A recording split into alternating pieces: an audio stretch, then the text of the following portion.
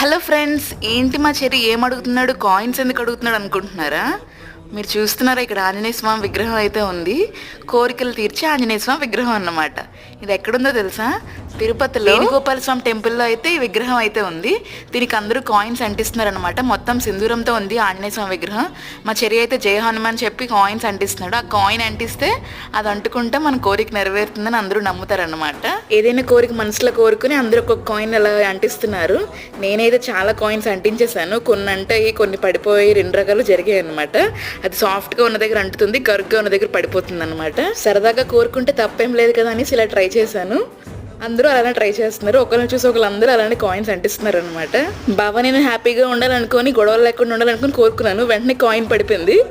బాబా అంటే నిజమే కదా, మనం ఎప్పుడు గొడవలు లేకుండా ఉన్నాము, గొడవలు అనేది కామన్, అన్ని క్రాస్ అయ్యి ముందుకెళ్తానే కదా లైఫ్ అనేది అనుకున్నాము. ఏమంటారు కపుల్స్, మీ ఇంట్లో కూడా ఇంతే కదా? నెక్స్ట్ వీడియో కోసం లైక్ అండ్ సబ్స్క్రైబ్.